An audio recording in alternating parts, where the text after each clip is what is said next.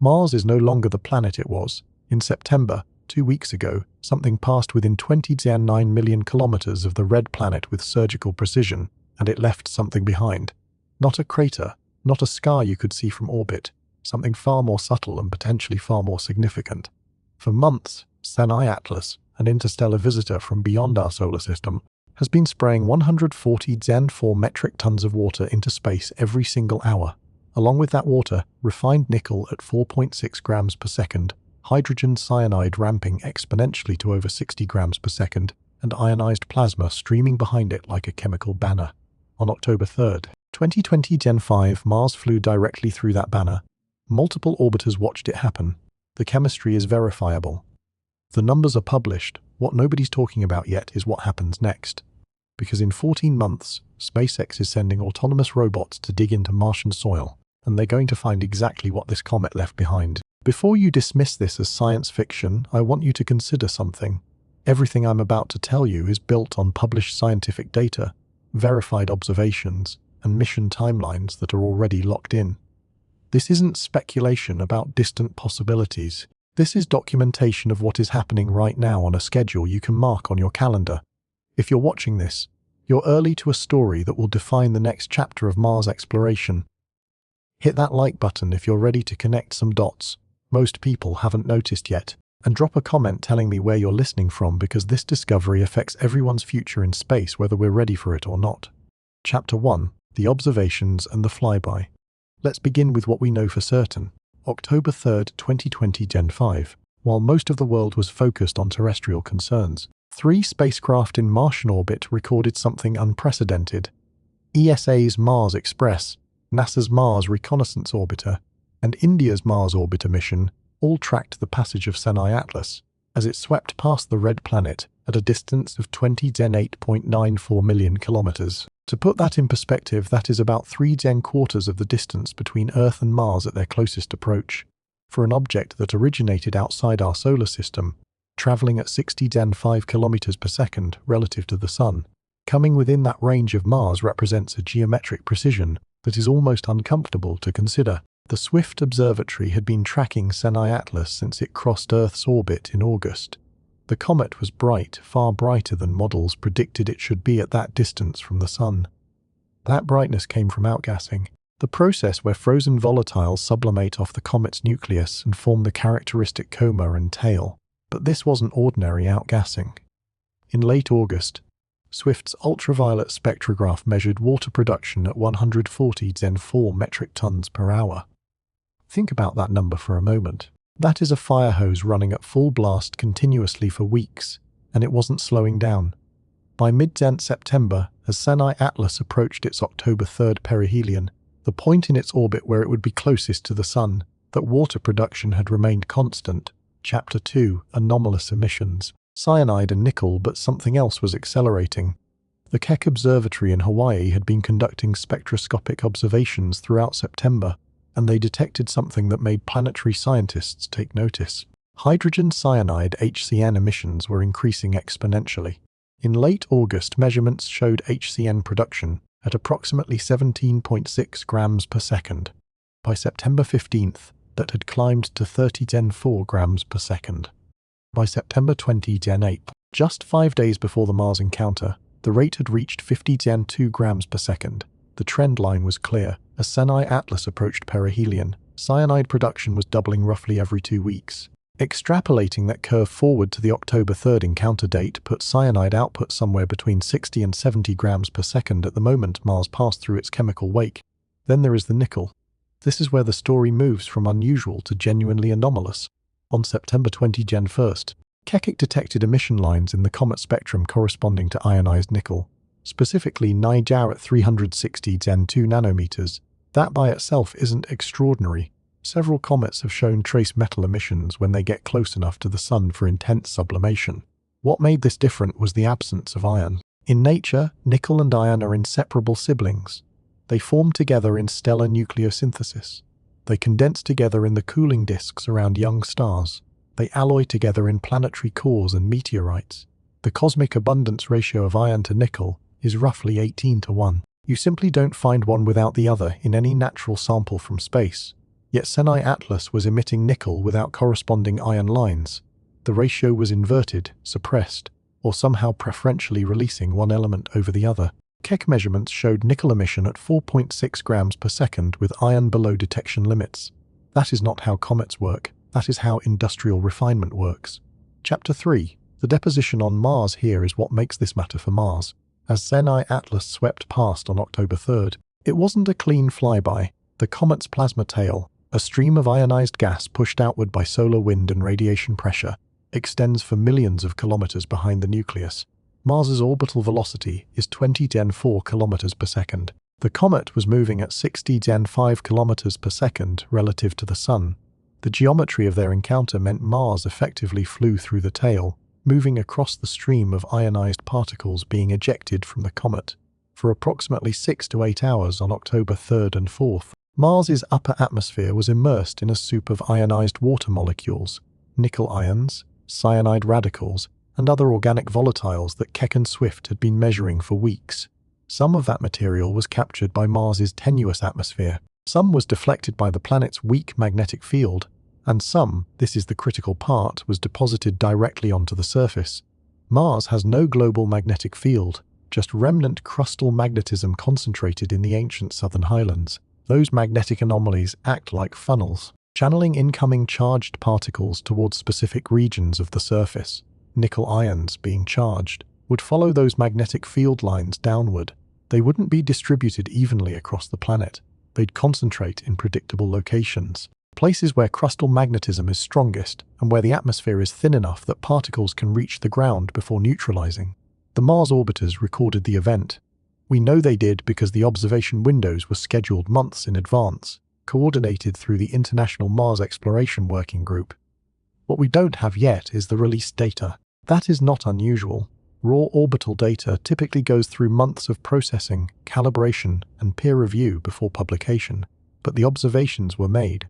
Spectrographic measurements of Mars's upper atmosphere during the encounter, ultraviolet monitoring of airglow as the plasma interacted with atmospheric gases, high-den resolution imaging of potential impact sites for any dust grains large enough to create visible streaks. That data exists right now, sitting in archives at ESA, NASA, and ISRO, being analyzed by teams who are trying to understand exactly what happened during those 6 hours. What we can say with certainty is this: Mars is no longer in the same chemical state it was before October 3rd. The planet has been dusted with materials from outside our solar system, materials that include refined nickel, complex organic precursors, and water ice contaminated with cyanide. Those materials are sitting on the surface right now, frozen into the regolith in the southern highlands, mixed into polar ice deposits, and waiting to be disturbed. And disturbance is coming because in just over a year, we're sending robots to dig. Chapter 4. Delivery mechanisms and initial reactions. But before we talk about what is going to dig into that soil, we need to understand what actually happens when comet material meets a planetary surface. The chemistry doesn't just sit there inert. It begins interacting immediately with whatever environment it lands in. And on Mars, that environment is cold, dry, oxidizing, and bathed in ultraviolet radiation. When you combine those conditions with the specific chemistry Cyanide Atlas delivered, you create something that shouldn't exist naturally on Mars, the building blocks for complexity. When material from a comet's coma intersects with a planetary surface, 3 delivery mechanisms operate simultaneously. The first is direct deposition from the coma itself, the cloud of sublimated gas and microscopic dust particles that surrounds the nucleus. As this material expands outward, some fraction encounters the planet's atmosphere, or in Mars's case, falls directly onto the surface in regions where atmospheric density is negligible. The second mechanism is plasma tail interaction. Unlike the dust tail, which is pushed by radiation pressure and curves along the comet's orbital path, the plasma tail is driven by solar wind and points directly away from the Sun. It consists of ionized molecules stripped of electrons by ultraviolet radiation that follow magnetic field lines. When a planet passes through this tail, its own magnetic field or atmospheric interactions determine where these ions ultimately deposit. The third mechanism is dust grain settling. While most comet dust is micrometer scale and gets swept away by radiation pressure, a small fraction of larger grains, tens to hundreds of micrometers, have enough mass to resist that pressure.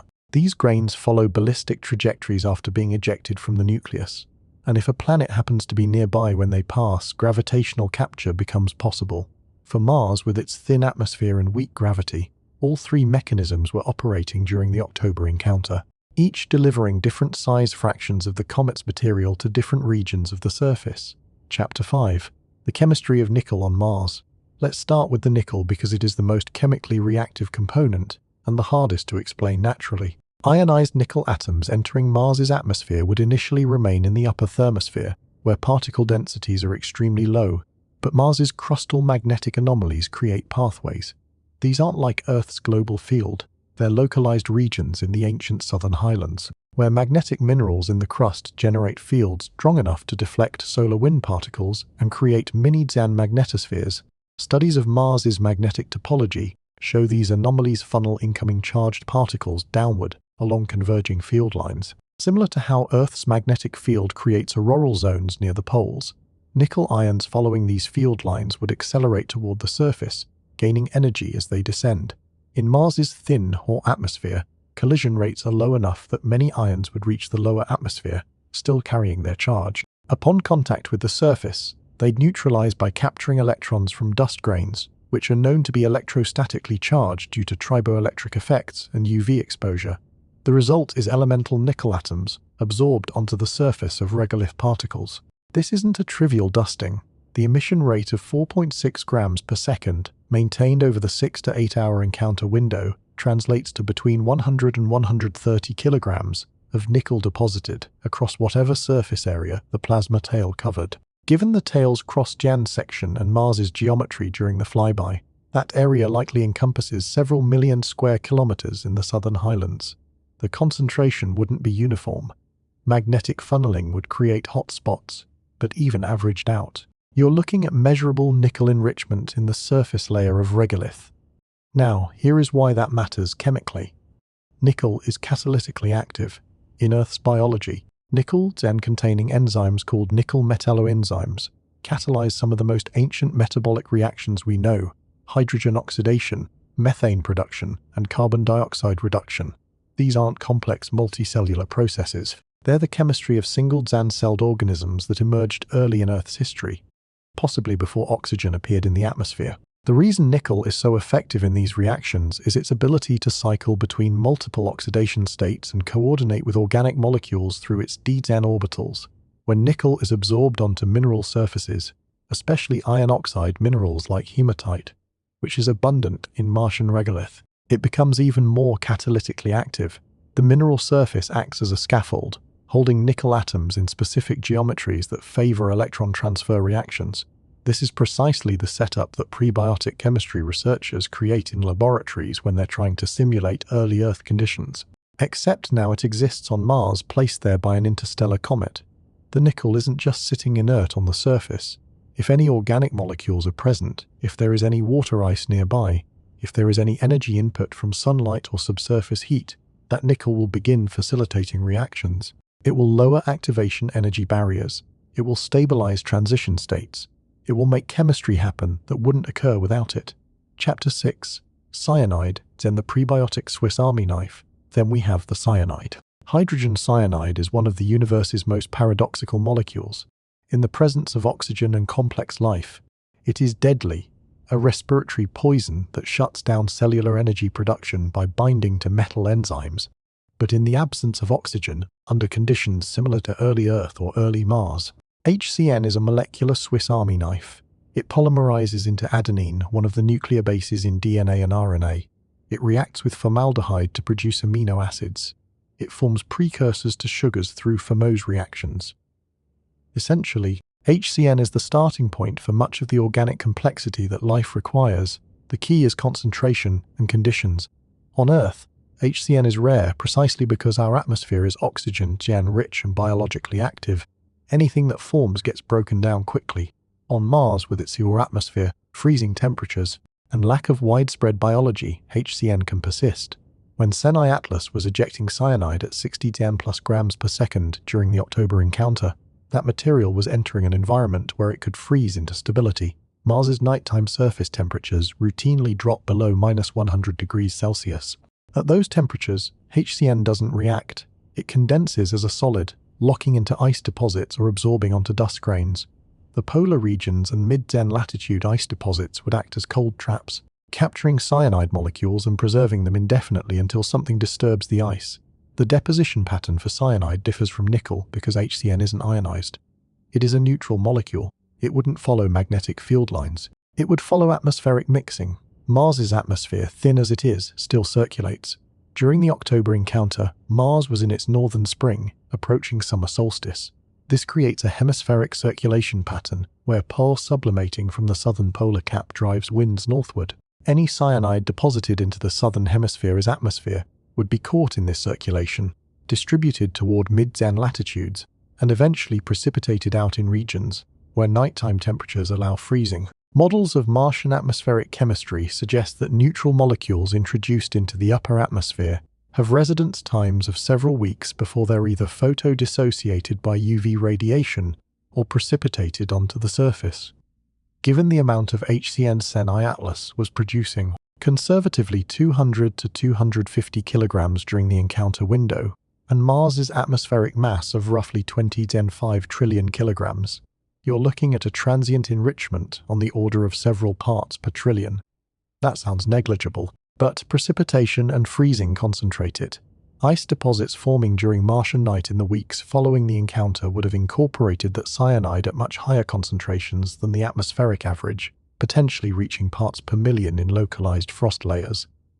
Chapter 7. The coming intersection. What this creates is a situation where Mars's surface now contains two classes of prebiotic materials that weren't there before: catalytic metals and organic precursors, distributed in patterns determined by the planet's own physical processes. The nickel concentrated in magnetically active regions of the southern highlands, the cyanide distributed across mid-Zen latitudes and potentially into polar ice. These aren't overlapping deposits in most cases. They're separated by thousands of kilometers. But that separation is temporary because the next phase of Mars exploration isn't about passive observation. It is about active excavation, material processing, and manufacturing. Robots are coming that will dig into exactly these regions, heat exactly these materials, and combine exactly these chemistries in ways that Mars itself hasn't accomplished in billions of years, and that is where this story shifts from geochemistry to something far less predictable, something that happens at the boundary between the natural and the technological, where intention meets accident and creates outcomes nobody designed. Chapter 8. Deep Dive. The nickel-Zen iron anomaly. When you study stellar nucleosynthesis, the process by which elements are forged in the cores and explosions of stars, you learn that iron and nickel are born together. Both are products of silicon burning in massive stars during their final moments before going supernova. The nuclear reaction chains that create iron Zen 50 Zen 6 also create nickel Zen 50 Zen 8, nickel Zen 60, and trace amounts of nickel Zen 60 Zen 2. These isotopes are ejected together into space when the star explodes, mix together in the interstellar medium, and condense together when new planetary systems form. This is why every natural sample from space, every meteorite, every comet, every asteroid ever analyzed, shows iron and nickel in predictable ratios. Chondrites, the most primitive meteorites, contain roughly 18 parts iron for every part nickel. Iron meteorites show similar ratios. Comets, being remnants of the outer solar system's formation, should show even higher iron Zen to Zen nickel ratios. The point is this: you don't find nickel without iron in nature. It doesn't happen. The cosmic chemistry that creates the other except Cyanide violated that rule. On September 20 Zen 1st, when Keck Observatory's high Zen resolution spectrograph analyzed the comet's coma, they identified emission lines corresponding to neutral nickel at 340 Zen 1.5 nanometers and ionized nickel at 360 Zen 2.0 nanometers.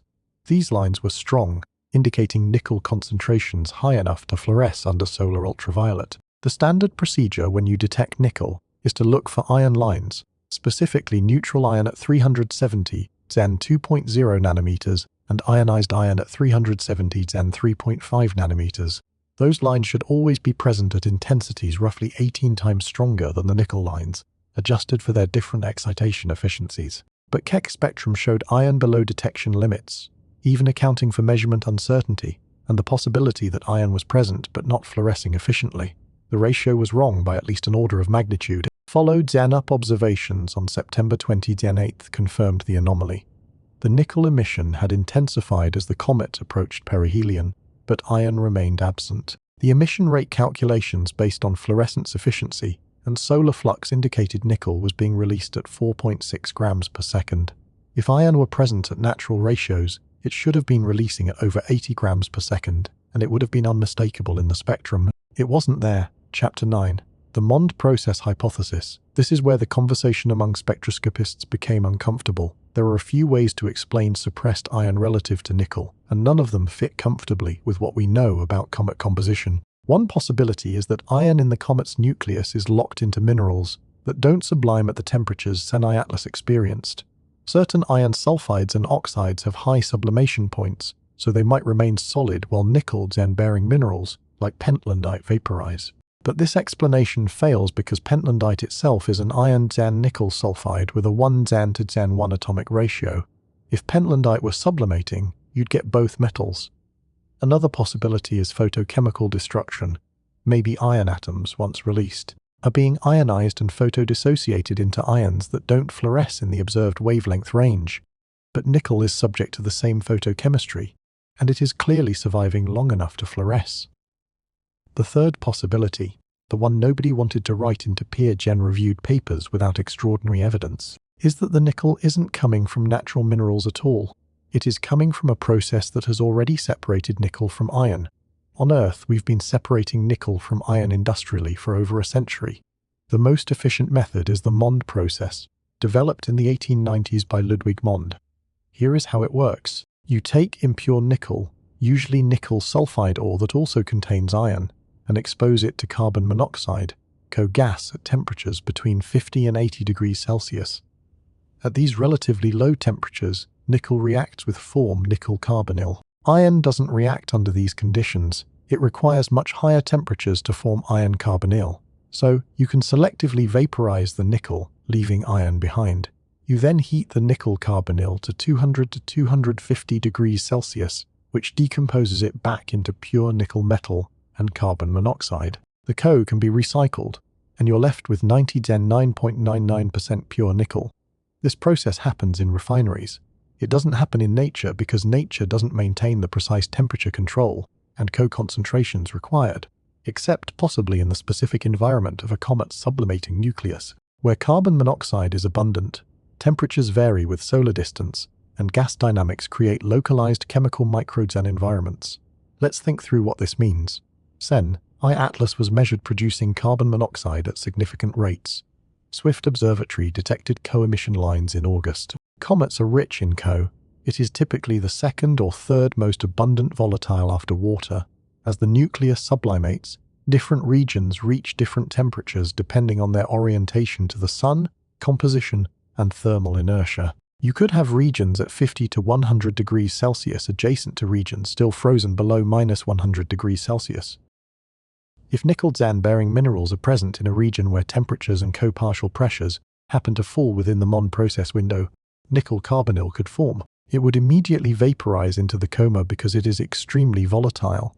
Upon reaching the coma's outer regions where solar radiation is intense, the carbonyl would photodissociate, releasing nickel atoms and co-molecules.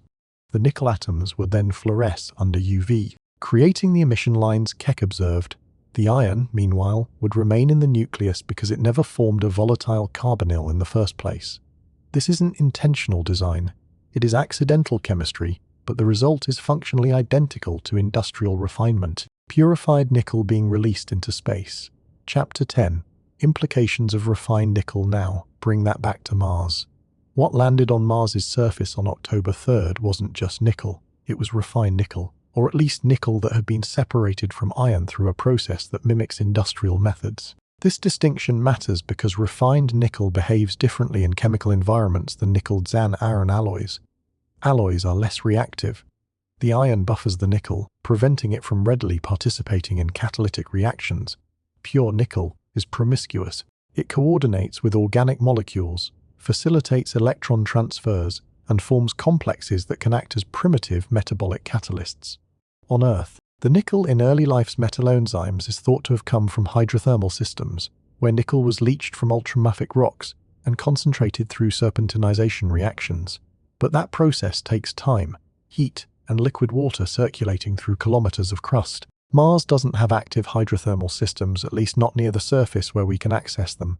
What it has now is surface nickel already separated from iron, sitting in the regolith waiting to be dissolved by any trace water that appears.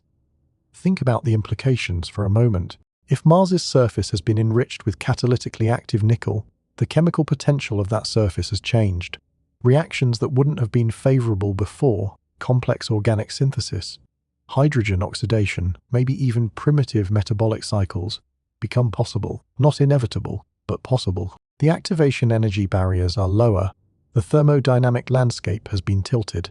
This is precisely what researchers at Origins of Life laboratories try to achieve. Create environments where chemistry can explore complexity without requiring present existing biology. They add metal catalysts to their prebiotic soups for exactly this reason. Now, Mars has had the same catalysts delivered by a comet that, whether through accident or something else entirely, was producing refined nickel as it passed through the inner solar system. Here is the part that makes this uncomfortable. The Mond process doesn't happen randomly. The temperature window is narrow. The co-partial pressure has to be just right. The timescale of exposure matters. For this chemistry to occur naturally on a comet requires a very specific set of conditions to align, and those conditions have to persist long enough to volatilize significant amounts of nickel. We're talking about at least several hours of continuous processing at stable temperatures to produce the emission rates Keck measured. That is not impossible. Comets are complex objects with varied surface compositions and thermal environments, but it is unusual enough that no previous comet out of hundreds observed spectroscopically has shown this nickel Cyanide without signature. Only Cyanide Atlas, only the interstellar visitor, only the object that just happened to pass Mars at a distance that placed the planet directly in its outgassing stream. Chapter 11. The inevitable interaction and the timing.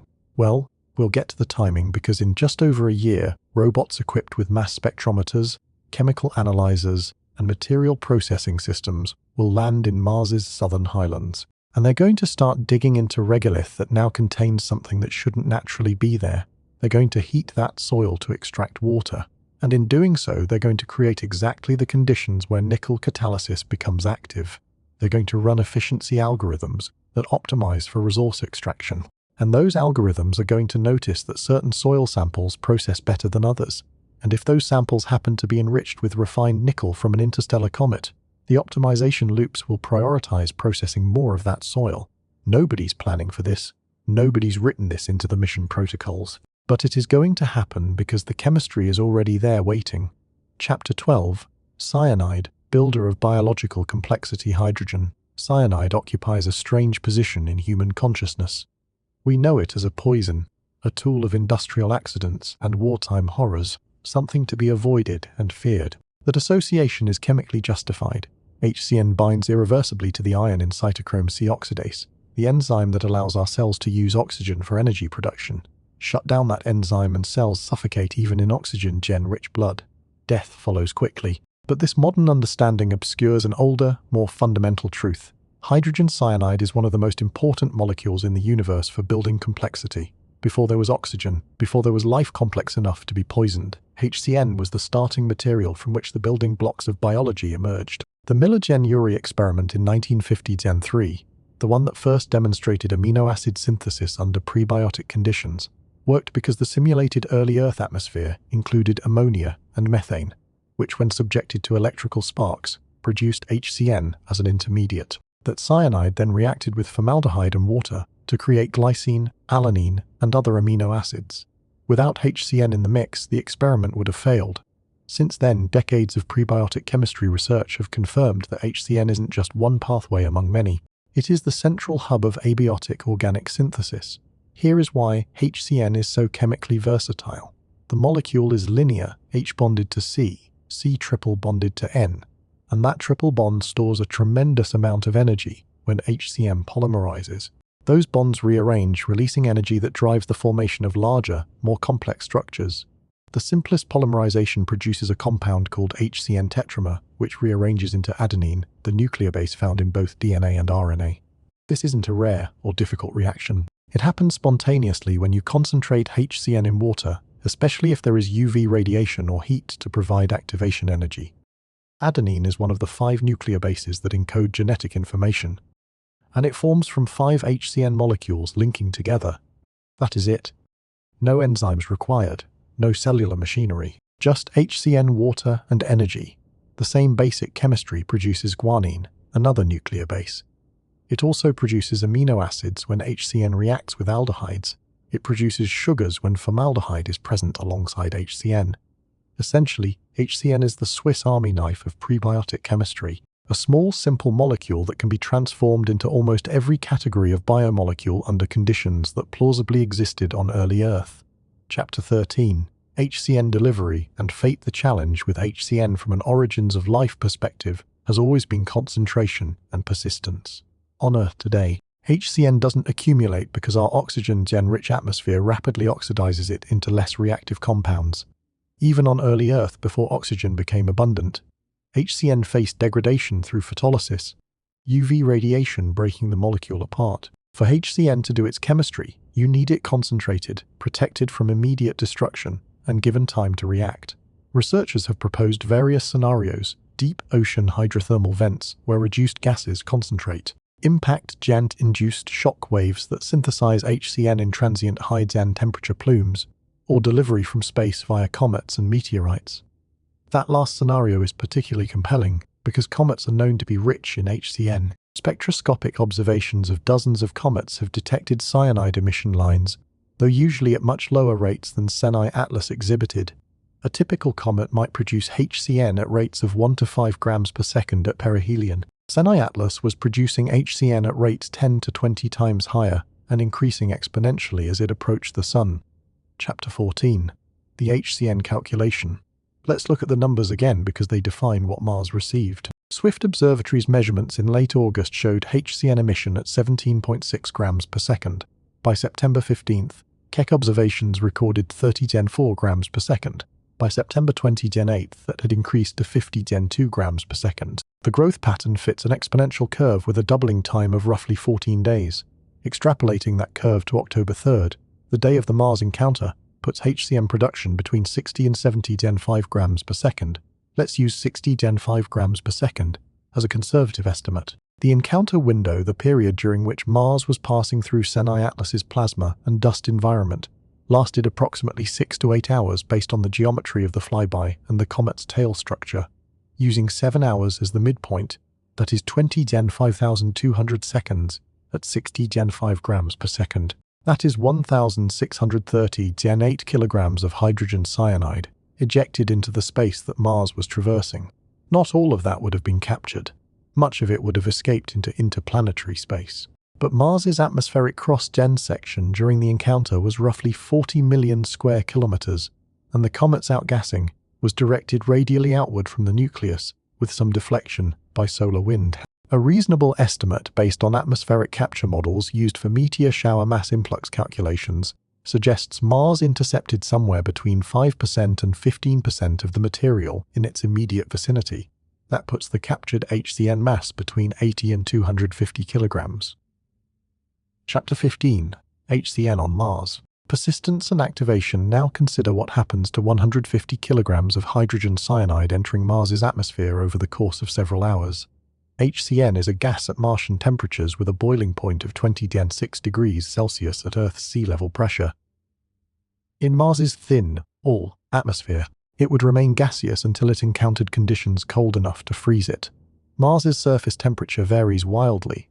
Daytime equatorial temperatures can reach 20 degrees Celsius, but nighttime temperatures drop below -100 degrees Celsius. HCN's freezing point is -13 degrees Celsius. So any molecule that reaches the nighttime surface or polar regions would immediately condense as a solid. The atmospheric circulation during Martian spring in the northern hemisphere creates a net transport of gases from the southern polar region toward mid-Zen latitudes. HCN molecules introduced into the southern hemisphere's upper atmosphere would be mixed into this circulation, gradually descending and spreading northward over the course of weeks. Some fraction would be photodissociated by UV radiation during daytime exposure, breaking down into hydrogen and cyanogen radicals. But Mars's UV environment, while intense, isn't uniform. Dust storms scatter UV, and nighttime provides 12 hours of protection each sole Martian day. Models of trace gas lifetimes in Mars's atmosphere suggest HCN could persist for several weeks before photochemical destruction becomes complete. During those weeks, every Martian night, surface temperatures drop low enough to freeze HCN onto dust grains and into frost deposits. This process is identical to how water vapor and carbon dioxide form nightly frosts that sublimate with sunrise. But HCN, once frozen onto a dust grain, doesn't sublimate as readily because Mars's daytime temperatures in most regions don't reach its freezing point. Instead, HCN accumulates in regions where seasonal frost persists, mid-Zen latitude ice deposits, polar layered terrains, and shaded crater floors. These cold traps would have been accumulating cyanide throughout October and into November as the atmospheric HCN inventory was gradually scrubbed out by condensation and photolysis. By December 2020 Gen 5, essentially, all the delivered HCN would have been removed from the atmosphere, either destroyed or deposited into surface ice. The concentration in those ice deposits would be low, probably tens to hundreds of parts per million, but the total mass would be substantial, potentially tens of kilograms distributed across millions of square kilometers of ice-rich terrain. Here is why that matters. HCN frozen into ice is stable indefinitely under Martian conditions. It doesn't degrade, it doesn't react, it just waits. But if that ice is disturbed, melted, heated, the HCN is liberated back into whatever environment surrounds it. If that environment includes liquid water, even briefly, HCN chemistry activates immediately. Polymerization begins. Amino acids form if aldehydes are present. Nucleobases form if concentrations are sufficient. This isn't speculative. It is bench chemistry that has been replicated in thousands of laboratory experiments. The specific reactions depend on temperature, pH, and what other molecules are around. But the general outcome is always the same. HCN creates complexity. It explores chemical space, forming larger molecules, more stable structures, compounds that wouldn't form from simple sea or in water alone. Chapter 16. Accidental prebiotic conditions. Mars's surface was relatively inert before October 3rd. Carbon chemistry on Mars is dominated by carbonates, all ice, and trace organics delivered by meteorites. It is stable, ancient, unchanging. The addition of 80 to 250 kilograms of HCN changes that stability. It introduces a molecule that wants to react, that facilitates complexity, that could under the right conditions initiate the same prebiotic chemistry that led to life on Earth. And those conditions are coming, not through natural Martian processes which have been geologically dormant for eons, but through technological intervention, through robots that will land in ice-rich regions, drill into regolith, heat samples to extract water, and run chemical analyses to optimize resource extraction. Those robots won't know there is cyanide in the ice. It won't be in their databases because nobody's expecting it. But when they heat cyanide-laden ice to liberate water, they'll also liberate HCN. And if any organic contamination from Earth is present in their processing chambers, lubricants, polymers, biological residues that sterilization didn't fully remove, that organic material will be exposed to HCN in a confined, heated environment. That is not a natural process. It is not panspermia. It is something stranger. The accidental creation of prebiotic conditions through the intersection of interstellar chemistry and autonomous technology, occurring on a timescale measured in months, not millennia. Chapter 17. Deposition zones. Mapping the encounter. Understanding where Cyanide Atlas's chemical payload deposited onto Mars requires reconstructing the encounter geometry and the physical processes that govern how ejected material interacts with a planetary environment. On October 3, 2020 Gen 5, Mars was at approximately 230 Gen 1 degrees solar longitude. This places the planet in its northern hemisphere is late spring approaching summer solstice. The subsolar point where the sun is directly overhead was at roughly 20 Gen 4 degrees north latitude. This matters because a planet's interaction with space-based particles is strongly influenced by its orientation and magnetic field structure, both of which vary with latitude and local geology. Mars doesn't have a global dipole magnetic field like Earth's. What it has is remnant crustal magnetism concentrated primarily in the ancient, heavily cratered southern highlands. These magnetic anomalies were discovered by Mars Global Surveyor in the late 1990s and have been mapped extensively by subsequent missions. The strongest anomalies cluster between 30 and 60 degrees south latitude. with magnetic field strengths at satellite altitude reaching 1,500 nanoteslas, weak compared to Earth's 50,000 nanotesla field, but sufficient to deflect and channel incoming charged particles.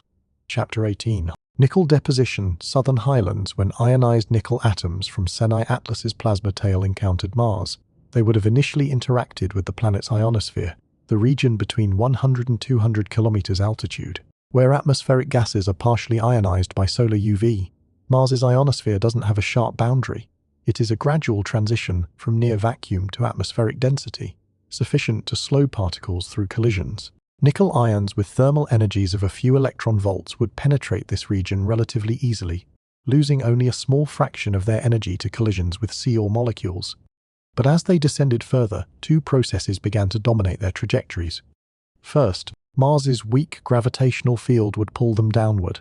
Second, and more importantly, the crustal magnetic anomalies would exert Lorentz forces on the charged ions, bending their paths along magnetic field lines. Studies of how solar wind protons interact with Mars's crustal fields show that particles follow these field lines down to the surface in regions of strong magnetism, creating localized regions of enhanced particle precipitation. The same physics applies to nickel ions. They wouldn't spread uniformly across the planet. They'd concentrate in the southern highlands where magnetic funneling is strongest. The specific regions with the strongest crustal magnetism are well mapped.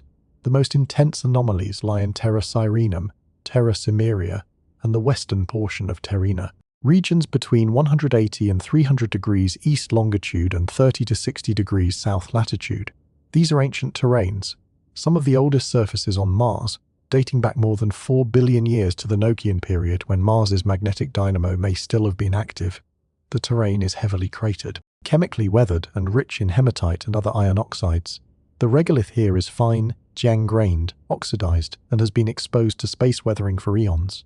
It is also precisely where nickel ions would have been deposited on October 3rd, not uniformly distributed, but concentrated in patches and streaks aligned with magnetic field structures, potentially creating nickel enrichments orders of magnitude higher than the already elevated background levels. Without direct sampling, we can't know exact concentrations, but models of ion deposition based on similar processes at Earth's poles suggest surface layer enrichments could reach tens to hundreds of parts per million in localized areas.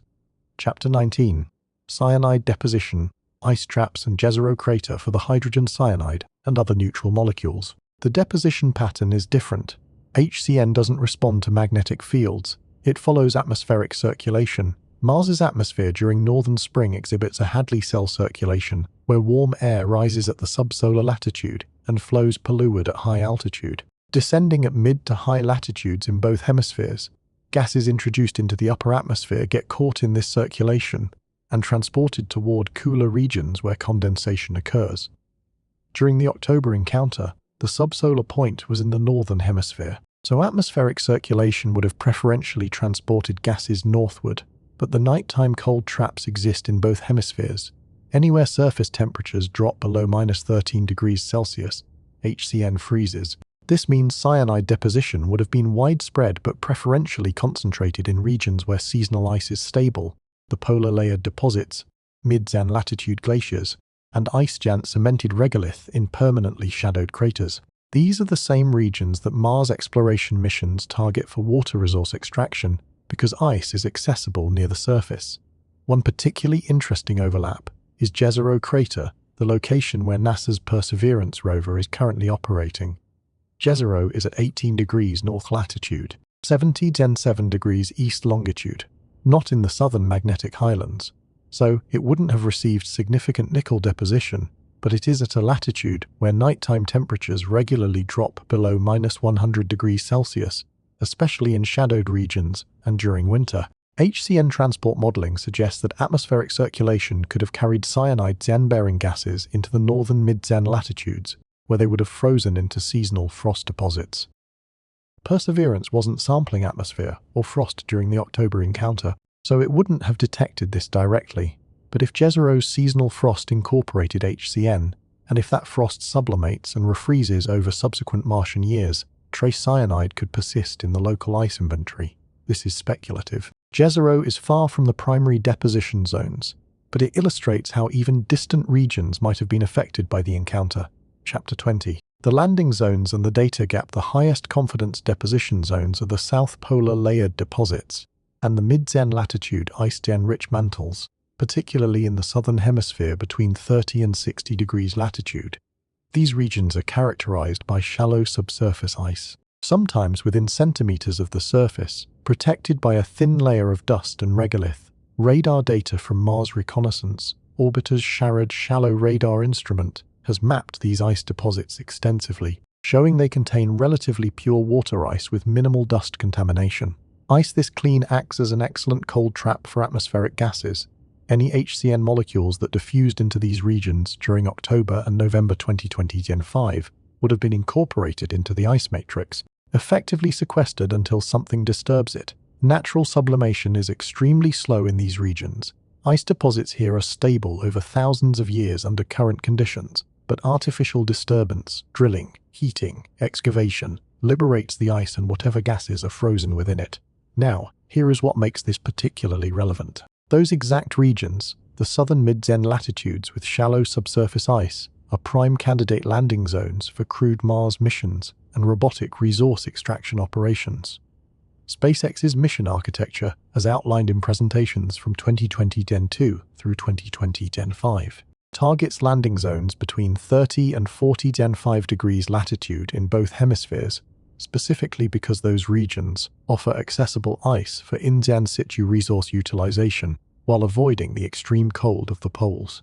The robotic precursor missions scheduled to begin in late 2020 Gen 6 are expected to land in these zones to demonstrate ice mining, water electrolysis, and propellant production. They'll drill, they'll heat, they'll process, and they'll inevitably encounter whatever chemistry Cyanide Atlas left behind just 14 months earlier.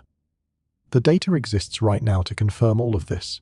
Mars Express, with its MARSIS, Mars Advanced Radar for Subsurface and Ionosphere Sounding, radar and SPICM, spectroscopy for the investigation of the characteristics of the atmosphere of Mars spectrometer, observed Mars throughout the October encounter.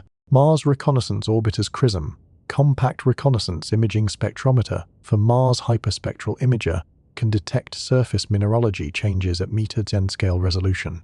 India's Mars Orbiter mission carries a methane sensor, an atmospheric composition experiment that would have detected HCN if it reached detectable concentrations in the atmosphere during the flyby. These instruments were active, the data was collected, but as of this moment, none of it has been publicly released. This isn't necessarily suspicious. Orbital data typically requires 6 to 18 months of processing, calibration, and peer review before publication.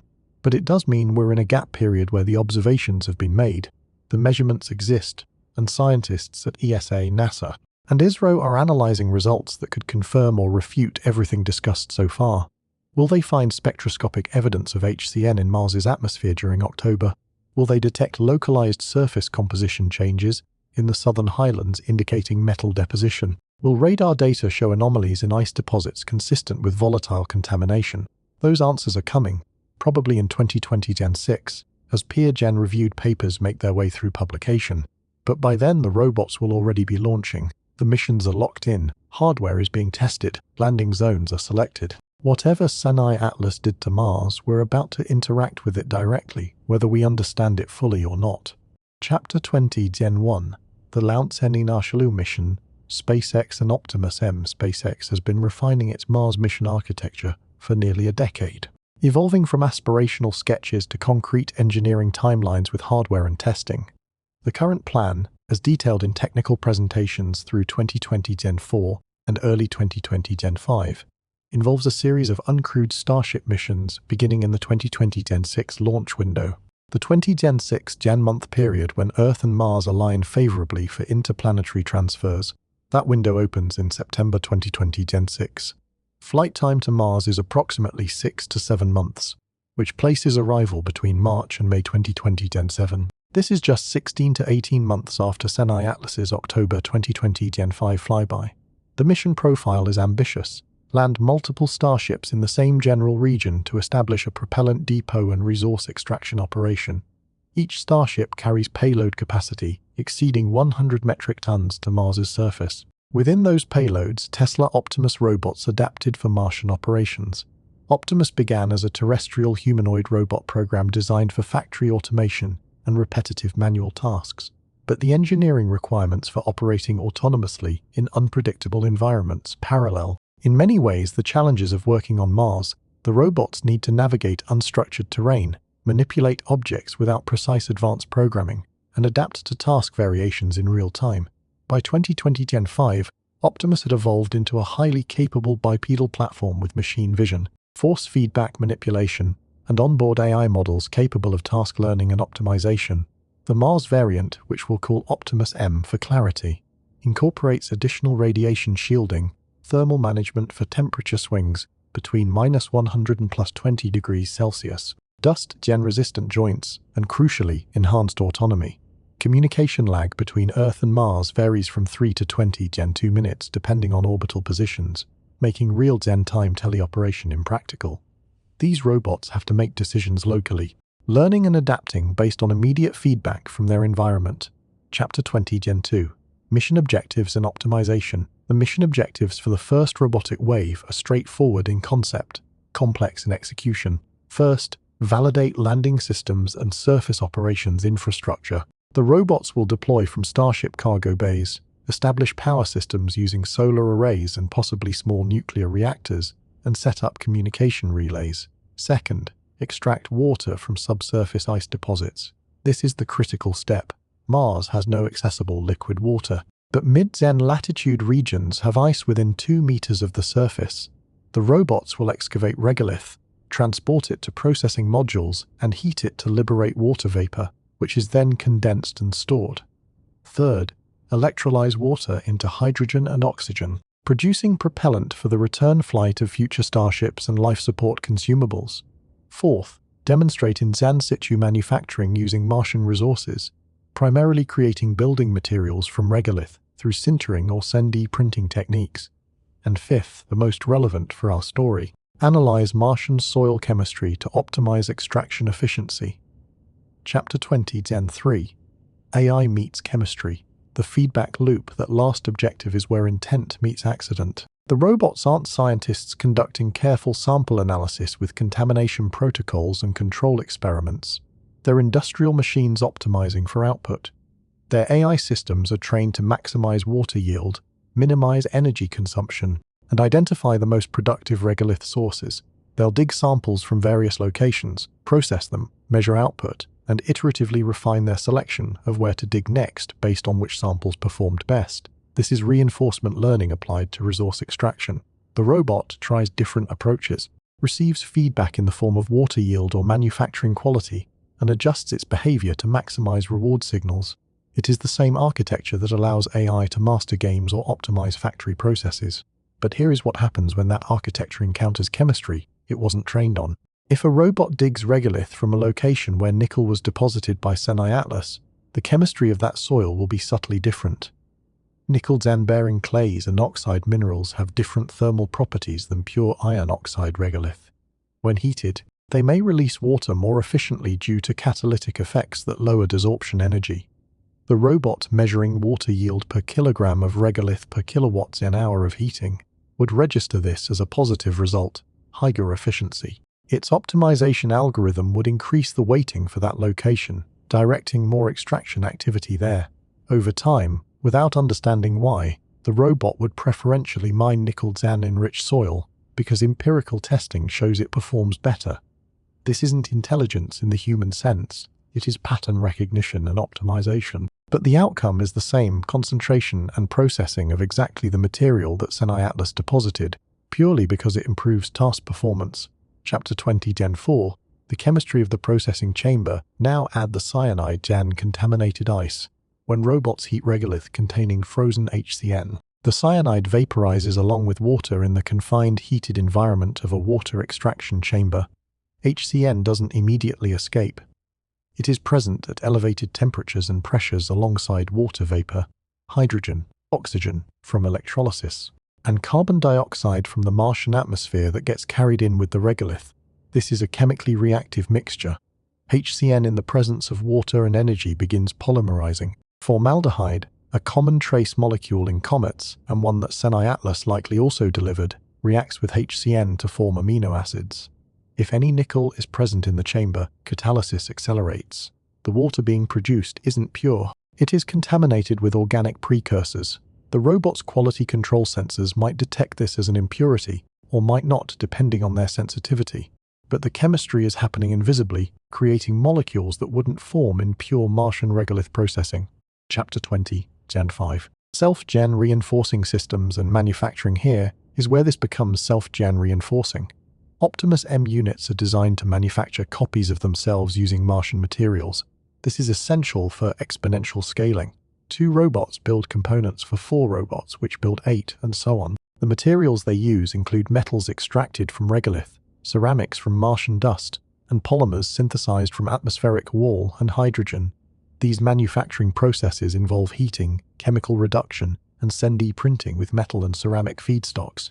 If the feedstock includes nickel Zan-enriched regolith, that nickel gets incorporated into manufactured components. It might end up in structural alloys, electronic substrates, or catalyst beds used for chemical synthesis. The robots wouldn't distinguish this as anomalous. They're optimizing for material properties, strength, conductivity, thermal resistance. If nickel improves those properties, and it does, the manufacturing AI prioritizes its use. Meanwhile, any organic contamination from HCN chemistry, if it enters manufacturing chambers, becomes part of the chemical environment where synthesis occurs. Polymers being formed from CO and hydrogen might incorporate amino acids or nuclear-based precursors, creating structural materials that are faintly, accidentally biochemical. Chapter 20, Gen 6. Autonomous chemical systems. This is speculative, but it is speculative based on concrete mechanisms. AI optimization doesn't require understanding. It requires feedback loops and measurable rewards. Prebiotic chemistry doesn't require life. It requires concentration, energy, and the right catalysts. The intersection of these 2 processes, autonomous technology optimizing for efficiency and complex chemistry enabling that efficiency, creates something that sits uncomfortably between the natural and the artificial. It is not life. The robots aren't alive, but the chemical systems they're creating and utilizing could be exhibiting properties we associate with protobiology, autocatalysis, complexity generation, energy transduction mediated by organic Zan metal complexes. And it would be happening not over geological timescales but over operational cycles measured in sols and weeks, driven by terawatts of solar power and AI decision, Zan making that iterates millions of times faster than natural selection. Chapter 20, Gen 7. The inevitable encounter timeline. Now let's be clear about timelines because this isn't distant speculation. September 2020, Gen 6. Launch March to May 2020, Gen 7. Arrival. Initial operations ramp up over approximately 2 months as robots deploy and systems come online. By mid-Gen 2020, Gen 7, excavation and resource processing begins in earnest. Let's call it July 2020, Gen 7. Roughly 20 months after the Cyanide Atlas flyby, the nickel deposited on October 3, 2020, Gen 5, has been sitting in Martian regolith for less than 2 years. It hasn't had time to disperse or chemically weather significantly. It is still localized, still concentrated in the pattern's magnetic fields and atmospheric circulation created. The cyanide frozen into ice deposits has been stable under Martian cold, undisturbed, waiting, and then excavation begins. The robots don't know what they're about to encounter. The mission planners don't know because the orbital data confirming deposition patterns hasn't been published. And even if it were, adjusting mission parameters at this stage isn't feasible. The hardware is built, the trajectories are calculated, the landing zones are chosen based on pre-Gen 2020 Gen 5 data. The encounter is inevitable, written into orbital mechanics and mission timelines that were set in motion years before Cyanide Atlas appeared in Earth's telescopes. Chapter 20, Gen 8. The moment of discovery. There is a moment coming, probably between mid-Gen 2020 Gen 7 and early 2020 Gen 8, when a robot on Mars is going to analyze a soil sample and notice something unexpected. A chemical signature that doesn't match the database of expected Martian regolith compositions, an anomalous nickel Zan to Zan ion ratio, an organic molecule that shouldn't be there. It will log the data, transmit it to Earth on the next communications window, and continue working because anomalies don't halt operations unless they pose a safety risk. Engineers and scientists back on Earth will receive that data 3 to 20 Gen 2 minutes after it is sent, review it, debate what it means, and eventually trace it back to October 2020 Gen 5, when a comet passed Mars just close enough to leave a calling card. By then, weeks or months of processing will have already occurred. Whatever chemistry was initiated by that first encounter with comets and delivered materials will have propagated through multiple operational cycles, influenced manufacturing, and potentially seeded itself into the infrastructure being built. That is when the story shifts from observation to interaction, from geochemistry to something that doesn't have a name yet because we've never witnessed it before: the accidental hybridization of prebiotic chemistry with autonomous technology occurring on another planet, with outcomes we can model but not predict with certainty. Chapter 20 Gen 9 Case Study The Processing Chamber July Lautsenli Nashati. Imagine a processing chamber on Mars in July 2020 Gen 7. It is a cylindrical module roughly 2 meters in diameter, walls lined with heating elements and insulated against the thin Martian atmosphere outside. Inside, a hopper feeds regolith samples collected by Optimus M units from excavation sites 300 meters away. The regolith is rusty red, fine jang-grained, slightly clumped with ice that was excavated from 1.5 meters below the surface. The chamber heats to 250 degrees Celsius, well above water's boiling point, even at Mars's low atmospheric pressure. Water vapor begins streaming from the regolith, carrying with it trace gases, all methane from ancient geological processes, and something the sensors aren't specifically monitoring for: hydrogen cyanide frozen into the ice 20 months earlier, when Senai Atlas's coma swept past Mars. Chapter 30 The Chemistry Within the Chamber. At 250 degrees Celsius, HCN is extremely reactive. It is not content to remain a simple 3-den atom molecule when energy and reactive partners are available. The chamber atmosphere now contains water vapor, HCN, residual carbon monoxide from regolith heating, and hydrogen gas, the latter produced constantly by a small electrolyzer that is processing the extracted water in real time. This mixture stays at elevated temperature for 15 to 30 minutes while water extraction completes. During that window, chemistry happens. HCN molecules colliding at high thermal velocities begin linking. 2 HCN molecules form aminoacetonitrile, a direct precursor to glycine, the simplest amino acid. 4 HCN molecules rearrange into diaminomalonitrile, which hydrolyzes into diaminofumaric acid, another step toward nucleobases. These aren't instantaneous reactions. They require time and repeated molecular collisions, but the chamber provides exactly those conditions. By the time the regolith sample is fully processed and the chamber cools for the next batch, a thin film of organic residue has formed on the chamber walls, deposited from vapors and phase reactions. The robot doesn't clean between cycles unless buildup interferes with thermal efficiency, so this residue accumulates. Now introduce the nickel. The regolith being processed came from the Southern Highlands, specifically from a site where crustal magnetic anomalies concentrated ion deposition during the October 2020 Gen 5 encounter. The soil contains nickel at 180 parts per million, elevated compared to typical Martian regolith, 50 to 80 ppm. Not extraordinary enough to trigger alarms, but chemically significant. As the regolith heats, nickel doesn't vaporize. It is bound in silicate minerals, but it does become more catalytically active as the mineral matrix softens and surface atoms become more mobile. When HCN polymerization is occurring in the gas phase and nickel is present on surfaces within the chamber, reactions that would take hours or days in the absence of catalysts happen in minutes. Nickel acts as a scaffold, holding HCN molecules in orientations that favor bond formation. It stabilizes transition states. It lowers activation energies. The result is that the organic film forming on chamber walls isn't random gunk. It is enriched in specific molecules like adenine, glycine, and HCN oligomers, molecules that in solution would be considered prebiotic precursors. Chapter 30 Gen 1 The efficiency feedback loop. The robot running this process notices nothing unusual at first. Water yield is within expected ranges. Energy consumption is nominal. The chamber operates through dozens of cycles over the next weeks, each cycle adding to the organic residue film. But after approximately 50 cycles, the robot's efficiency monitoring algorithms detect something interesting. Extraction efficiency has increased by 3.2%. Water yield per kilogram of regolith has gone up, while energy per kilogram has gone down. This is good news from an optimization perspective. The system is improving. The AI controlling the operation flags this excavation site as high priority for continued use. It allocates more robots to dig there. It increases processing throughput.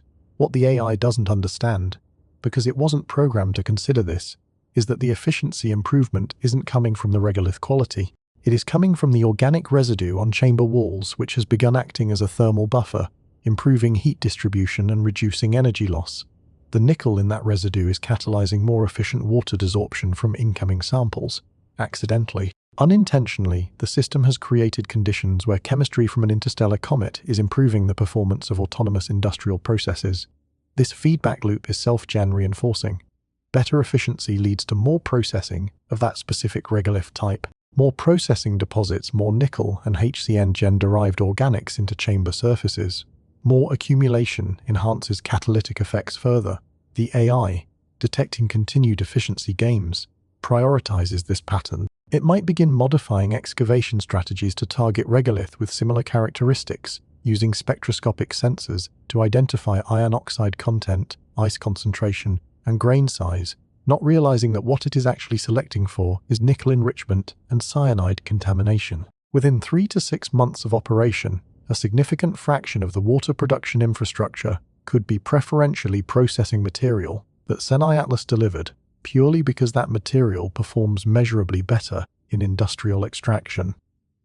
Chapter 30, Zen 2, Scaling to Manufacturing. Nickel alloys and hybrid polymers now scale this to manufacturing. Optimus robots are tasked with producing components for additional robots, structural frames, joint actuators, sensor housings, and electronic substrates. The raw materials come from processed regolith. Metals are extracted through carbothermal reduction, where regolith is heated with carbon monoxide to separate iron, aluminum, silicon, and trace metals from oxygen. The product is a crude metallic feedstock that gets refined further through electrochemistry. If the input regolith is nickel-Zen enriched, the output metal alloy is also nickel-Zen enriched. This isn't planned. It is a direct consequence of input chemistry. The manufacturing AI testing material properties notices that batches with higher nickel content produce alloys with better tensile strength and thermal stability. It adjusts feedstock selection to prefer those batches.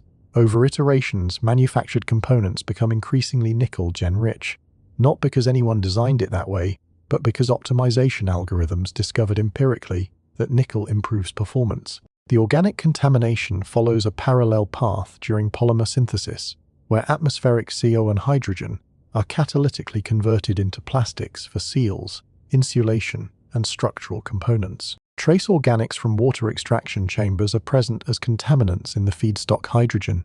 These contaminants include amino acids and nuclear-based precursors synthesized through HCN chemistry. In the high-Zen temperature, high-Zen pressure synthesis reactors, these molecules don't survive intact.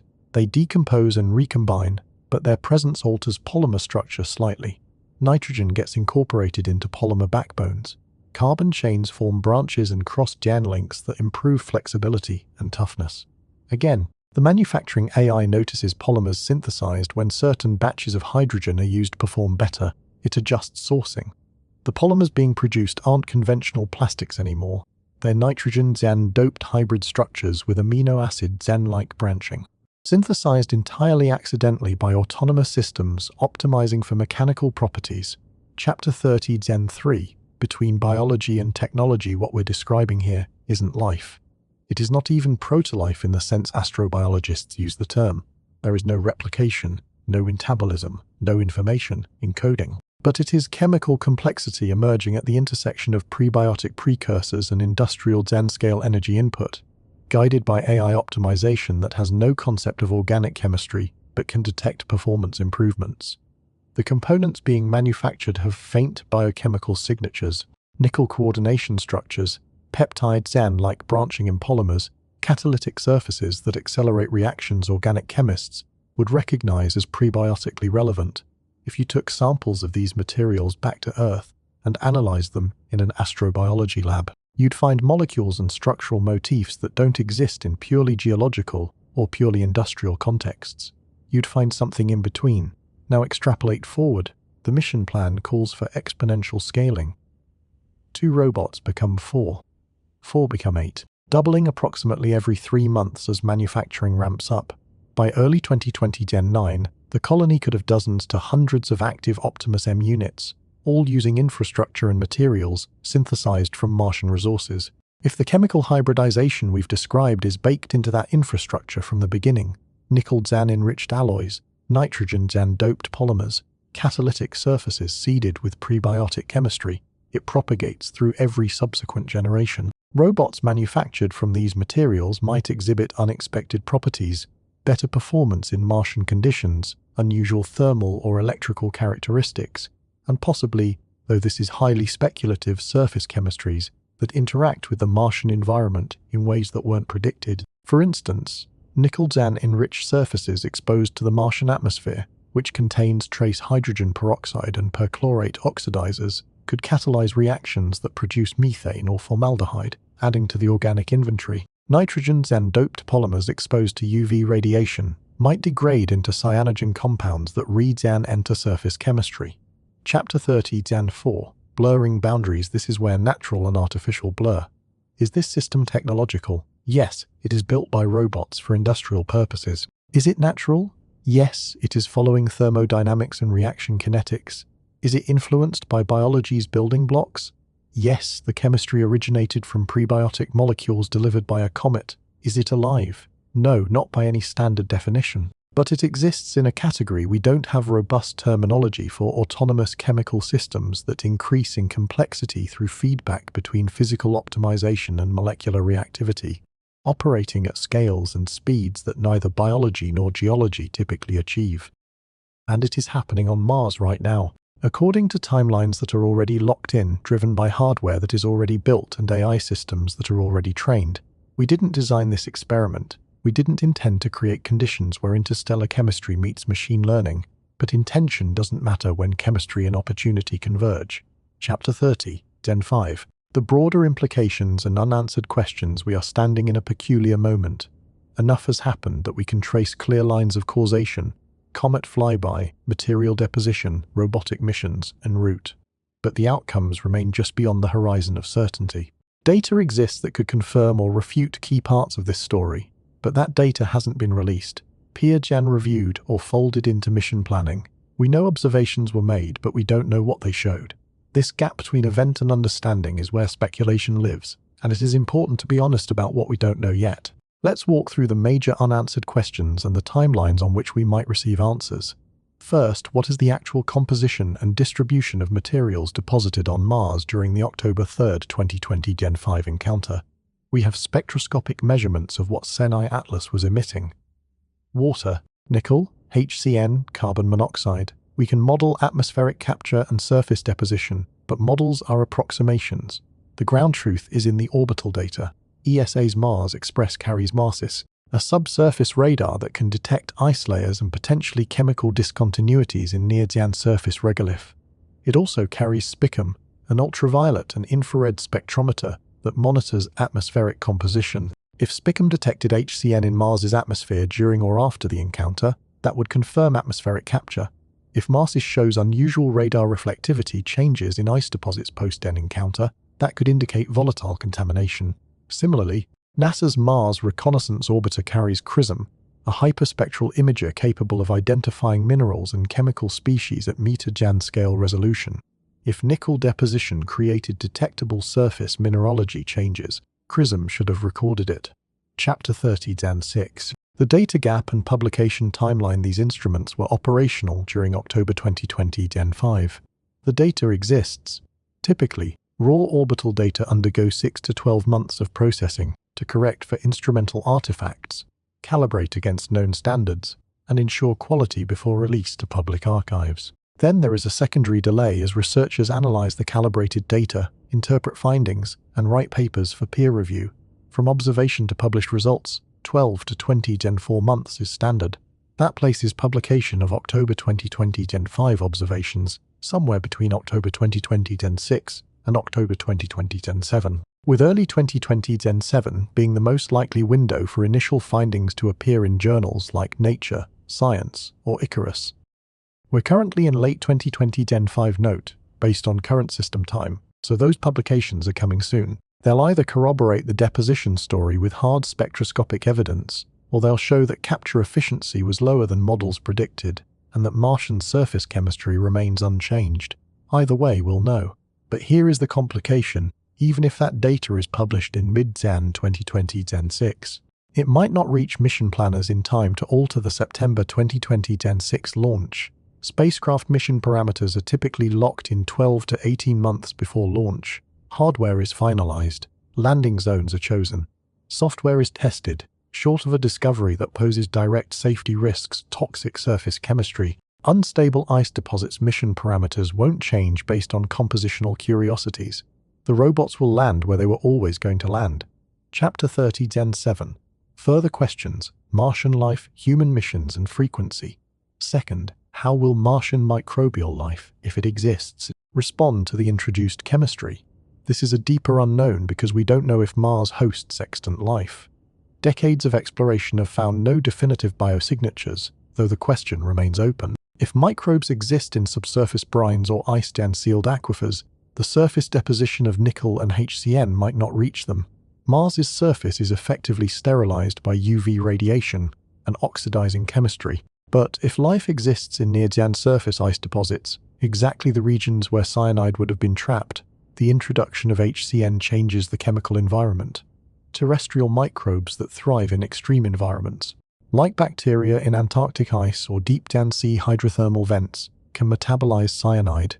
Some use it as a nitrogen source, others detoxify it through enzymatic breakdown. If Martian life has similar metabolic flexibility, HCN delivered by Cyanide might be consumed, potentially stimulating biological activity. Alternatively, the concentrations might be toxic, suppressing whatever biochemistry exists. We have no data to resolve this. The best we can say is that upcoming sample return missions, particularly ESA's ExoMars rover scheduled for late 2020's deployment, might drill into regions where cyanide and contaminated ice exists, and life detection instruments might find something unexpected. Third, what will happen when human missions arrive? The current timeline for crewed Mars missions places first landing no earlier than the mid-2030s, possibly later depending on technological and funding progress. By then, a decade or more will have passed since the Cyanide flyby. The robotic infrastructure will be mature, having processed hundreds of thousands of metric tons of regolith and manufactured extensive surface installations. If the chemical hybridization we've discussed has occurred, humans will arrive at a Mars that has been subtly but fundamentally altered, not by terraforming, but by industrial gen-scale processing of comets and delivered chemistry. The question then becomes, do the materials and infrastructure exhibit properties that affect human safety or operations? Nickel in dust is a respiratory irritant. If regolith processing has aerosolized nickel-zant-enriched particles, dust management becomes more critical. Organic contamination in water supplies could be benign or could introduce unknowns into life support recycling. These are engineering challenges, not showstoppers, but they are scenarios that current mission planning may not fully anticipate because the chemistry involved is unprecedented. Fourth, are we observing a unique event or a common process? Cyanide is only the second confirmed interstellar object detected in our solar system, after Oumuamua in 2017. If interstellar comets pass through planetary systems regularly, and statistics suggest they do, then what happened to Mars in October 2020 Gen 5 might have happened countless times throughout the solar system's history. Earth could have received similar deliveries, Venus, the moons of Jupiter. This shifts the question from, what has Cyanide done to Mars, to what have interstellar comets been doing to every planet for billions of years? If panspermia, the distribution of life's building blocks through space, operates primarily through interstellar objects rather than solar system comets, the implications for astrobiology are profound. It would mean every planetary surface is being periodically seeded with prebiotic chemistry, and the emergence of life depends not just on local conditions but on the frequency and composition of these cosmic deliveries.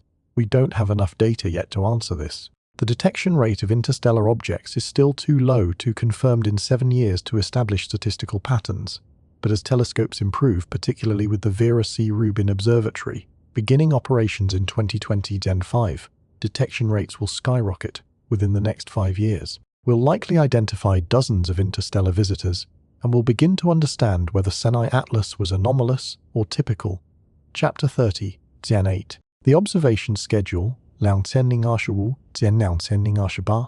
is the near-Gen term observation schedule that might provide answers. December 2020 Gen 5, just weeks from now. Ground-Zen-based telescopes will have another opportunity to observe Cyanide as it recedes from the Sun. These observations will measure whether outgassing rates are declining as expected, or if the comet continues to exhibit unusual chemistry. February 2020 Den 6. ESA's JUICE spacecraft, currently en route to Jupiter, will perform a flyby of Cyanide trajectory, measuring residual particle densities and composition in the comet's wake. The data from that flyby will be released approximately 6 months after collection, placing publication around August 2020 Den 6. That timing coincides almost exactly with the September 2020 Den 6 Mars mission launch. If JUICE detects something alarming, highly reactive chemistry, unexpected particle sizes, anomalous isotopes, there is a narrow window for mission planners to consider adjustments. More realistically, JUICE's data will enrich our understanding without altering near-Gen term plans. Then comes the long wait. Mid-Gen 2020 Gen 7, the robots land and begin operations. Initial data returns will focus on engineering performance. Did landing systems work? Are robots functional? Is power generation adequate? Chemical analysis of regolith comes later, probably not until late 2020 Den 7 or early 2020 Den 8. That is when we'll get the first direct measurements of Martian soil post-Den encounter, processed through instruments designed to optimize resource extraction, not conduct contamination forensics. If anomalies are detected, it will take additional months to interpret them, correlate with orbital data, and trace origins back to Cyanide. We're looking at a timeline where definitive answers about what actually happened on Mars's surface might not emerge until 2020 Den 8 or 2020 Den 9, nearly 3 to 4 years after the comet flyby. And by then, whatever chemistry was initiated will have been interacting with robotic operations for a year or more. We won't be observing a pristine deposition. We'll be analyzing a system that has been actively processed, heated, and optimized by autonomous machines. The initial conditions will be obscured by technological intervention, making it harder to separate natural outcomes from engineered ones. This is why we're calling these unanswered questions rather than unsolved mysteries. They're unanswered because the data pipeline hasn't completed yet, not because the data doesn't exist. Patience is required, along with attention. If you're following this story, the key dates to watch are mid-Gen 2020 Den 6 for orbital data publications, August 2020 Den 6 for JUICE flyby results, September 2020 Den 6 for mission launch, mid-Gen 2020 Den 7 for landing, and late 2020 Den 7 through 2020 Den 8 for initial surface chemistry results. Each of these milestones will add pieces to the picture, and by late 2020 Gen 8 we'll have a much clearer understanding of what Cyanide actually did to Mars and what our technology did with what it left behind. Chapter 30 Gen 9, The Cosmic Perspective, Interstellar Seeding. Step back from the engineering details and the mission timelines for a moment. Look at the broader question this story raises. What does it mean for the search for life in the universe if planetary surfaces are being regularly seeded with prebiotic chemistry from interstellar sources? For decades, astrobiology has operated on the assumption that life's origins are primarily local phenomena. Earth's oceans developed organic complexity from terrestrial materials under specific conditions unique to early Earth. Mars, if it ever had life, would have developed that life from Martian water and Martian minerals under Martian atmospheric conditions. Each planet is its own experiment, isolated, developing chemistry independently. Panspermia has always been a fringe hypothesis in this framework, suggesting that life or its precursors might be transferred between planets via meteorite impacts or cometary delivery, but lacking strong evidence that this occurs at meaningful scales. What Cyanide suggests is a more active, continuous process. Interstellar objects are passing through planetary systems constantly, and they're carrying the molecular building blocks of life. If this is common, then planets aren't isolated chemical experiments. They're nodes in a network receiving molecular contributions from across the galaxy. Every comet that passes, every interstellar object that grazes a planet's orbit is a delivery event. The chemistry arriving isn't life itself. Comets are too harsh, temperatures too extreme, radiation too intense, but it is the raw materials that life assembles from: amino acids, nuclear bases, sugars, simple catalytic metals. These molecules, which took Earth billions of years to concentrate and organize into the first self-gen replicating systems, are being delivered pre-gen made, synthesized in the cold molecular clouds between stars or in the outer reaches of other solar systems. A planet that receives these deliveries doesn't need to start from scratch. It begins with a chemistry set already partially assembled, needing only the right environmental conditions: liquid water, energy, time to activate the pathways toward complexity. Chapter 40. Implications for Mars and exoplanets. Now apply this to Mars. If Mars received a delivery from Atlas in October 2020 Gen 5, did it receive similar deliveries 3.8 billion years ago when its atmosphere was thicker, its surface held liquid water, and conditions were potentially habitable? The answer is almost certainly yes. Interstellar comets don't avoid solar systems during specific epochs. They pass through continuously, their frequency determined by the density of rogue objects in interstellar space. Estimates based on the detection of Oumuamua and Atlas suggest several interstellar objects pass through the inner solar system every year, though most go undetected because they're small or faint. Over geological timescales, millions to billions of years. That translates to thousands of close encounters with Mars, each potentially delivering kilograms to tons of organic precursors and metals. Early Mars, with its thicker atmosphere and stronger gravity, would have captured more of this material than modern Mars does. If liquid water was present on the surface, as evidence from ancient river valleys and lake beds suggests, then the delivered chemistry would have dissolved, concentrated, and reacted in aqueous environments, exactly the conditions prebiotic chemistry requires. This reframes the question of Martian life. Instead of asking, did life ever independently arise on Mars, we should be asking, did Mars receive enough interstellar seeding over its early history to jumpstart life? And if so, did that life take hold before the planet's climate collapsed? Chapter 40 Gen 1. A shared chemical toolkit. The distinction matters because it changes what we're looking for. If life arose independently, we'd expect Martian biochemistry to be fundamentally different from Earth's. Different genetic codes, different amino acids, different metabolic pathways. But if both planets were seeded from similar interstellar sources, there might be deep commonalities, the same nuclear bases, the same amino acids, similar catalytic metals and enzymes. This doesn't mean Martian life would be genetically related to Earth life that would require direct transfer between planets, which is far less likely. But it means the chemical toolkit might be shared. If we find life on Mars and it uses adenine, guanine, cytosine, and thymine in its genetic material, we shouldn't assume contamination from Earth. We should consider that both planets might have been using the same interstellar building blocks from the beginning. Expand this reasoning to exoplanets. We've identified over 5,000 exoplanets, with hundreds in habitable zones where liquid water could exist on their surfaces. Each of those planetary systems is moving through interstellar space, encountering its own population of rogue comets and objects ejected from neighboring systems. If interstellar seeding is common, then every potentially habitable planet is receiving molecular deliveries, not just once but repeatedly over billions of years. The frequency and composition of those deliveries might vary. Some regions of the galaxy have denser molecular clouds. Some have more frequent stellar encounters that eject comets. But the process is universal.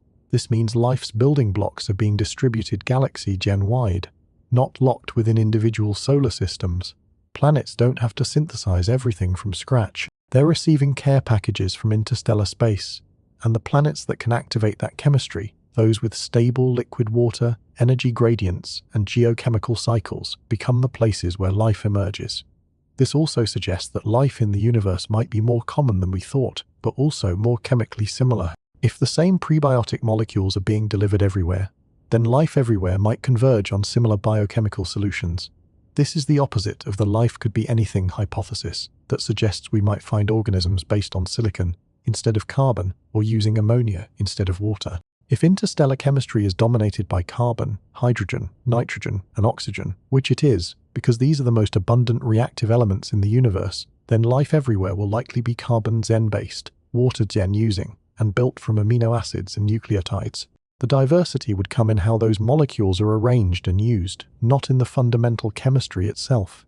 This makes the search for life easier in some ways.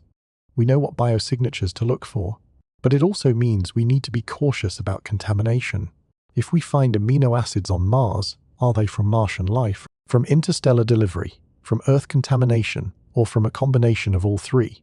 Disentangling those sources requires isotopic analysis, chirality measurements, and contextual understanding of where the molecules were found. And here is a humbling thought. If life on Earth also benefited from interstellar seeding, then we're not as uniquely earthly as we imagine.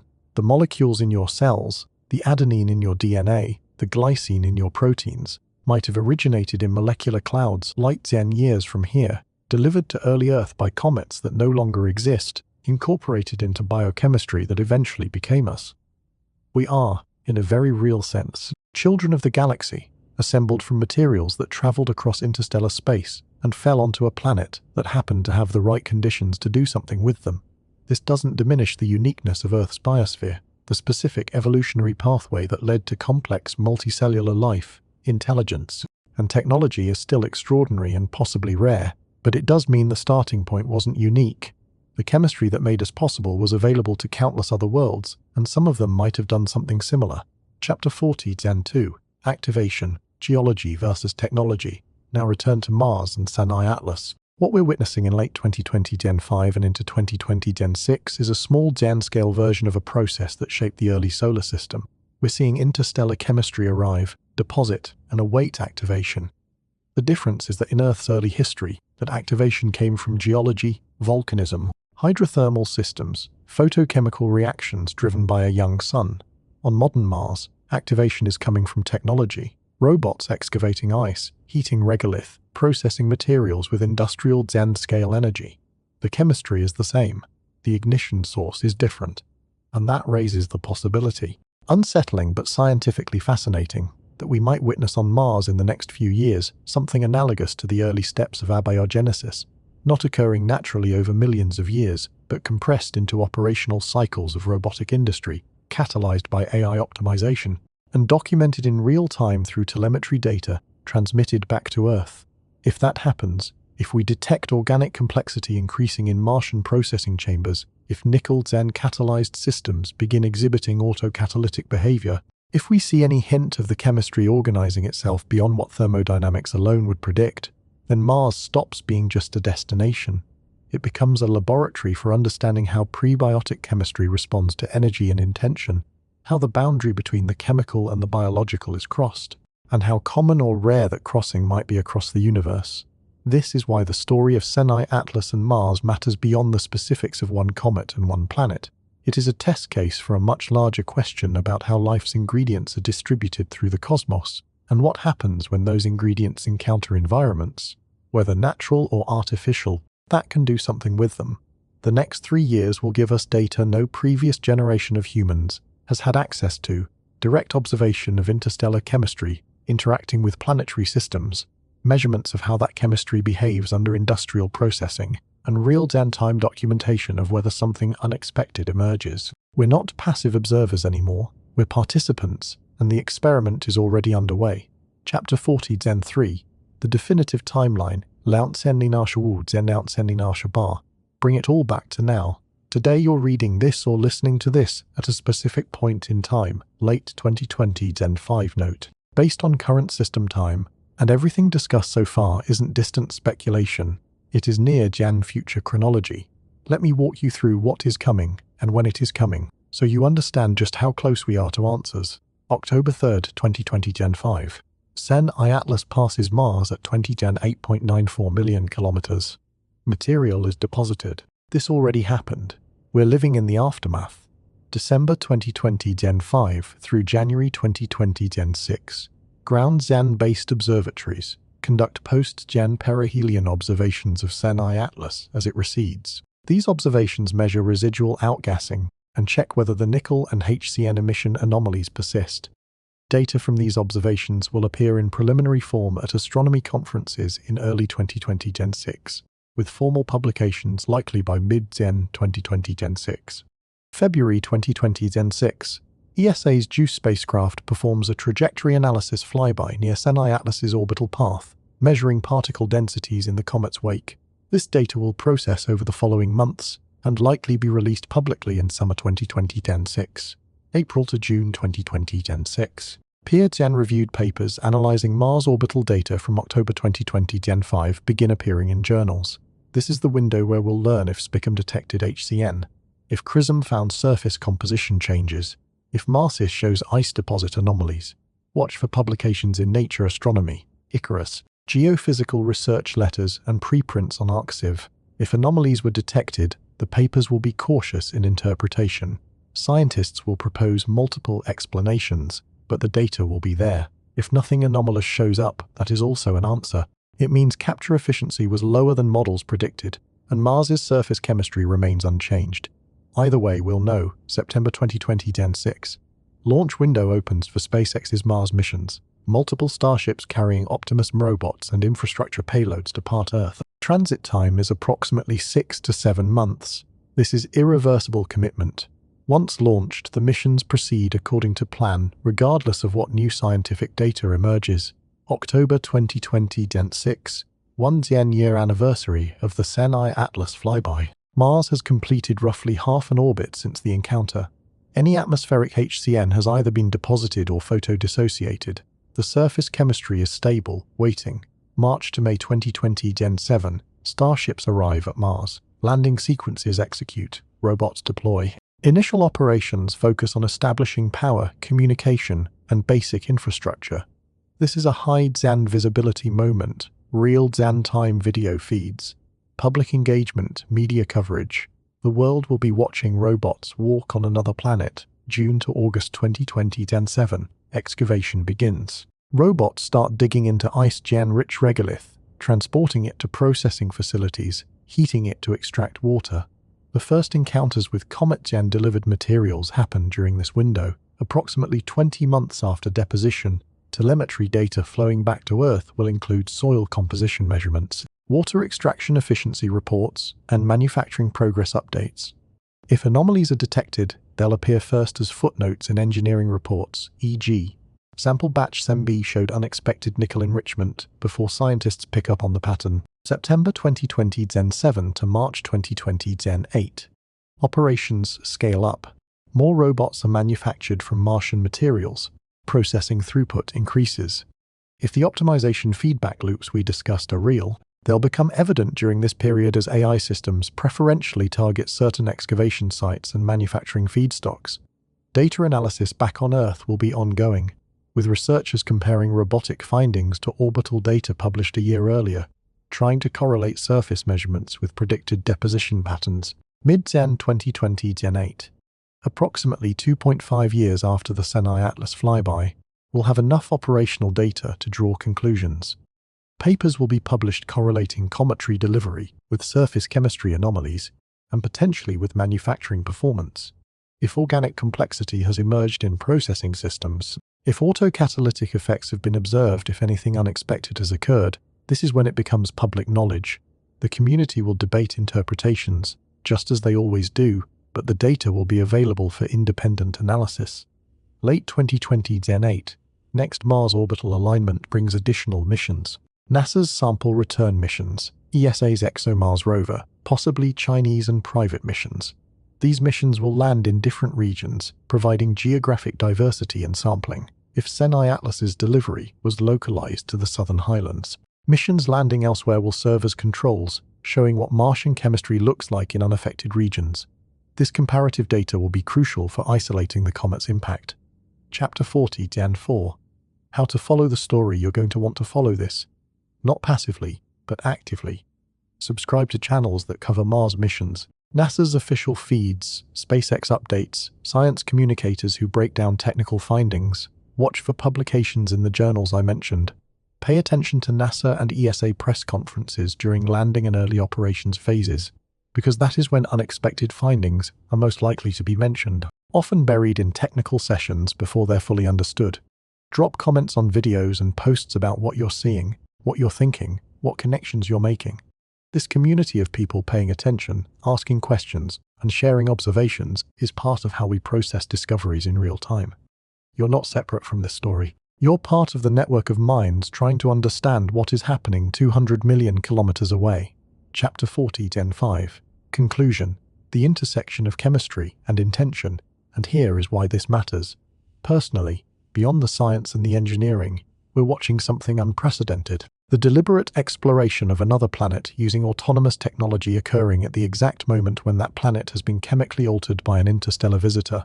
The convergence of those two things, interstellar seeding and artificial intelligence gen-driven industry, creates conditions we've never observed before. Not in nature, not in laboratories, not anywhere. What emerges from this intersection will tell us something fundamental about how chemistry, energy, and optimization interact. It might tell us something about how life emerges, how complexity arises from simplicity, how the universe explores possibility space. Or it might tell us that we've overestimated the significance of this particular comet and this particular moment, that Mars remains Mars and our robots remain tools. Either answer is valuable, either answer moves human understanding forward. But I don't think we're going to get the second answer. I think when we look back at this period 5 or 10 years from now, we'll see late 2020 Gen 5 and 2020 Gen 6 as the moment when multiple lines of evidence converged: interstellar object detection, spectroscopic anomalies, rapid robotic exploration timelines, AI gen-driven optimization. We'll see this as the moment when humanity's expansion into space stopped being purely about visiting empty worlds and started being about encountering chemistry that is already there, already complex, already waiting for the right trigger. And we'll recognize that the trigger wasn't geological or climatological. It was us, bringing technology and energy to a planet that an interstellar comet had quietly prepared. That is the story unfolding right now. That is what the next 2 years will reveal. And you're here at the beginning, watching it happen. Tell me in the comments where you're following this from, what questions you want answered, what you think we'll find when the robots start digging, because this isn't a story with an ending yet. It is a story we're writing together in real time, with data coming in from another world. Let's see what Mars has to say.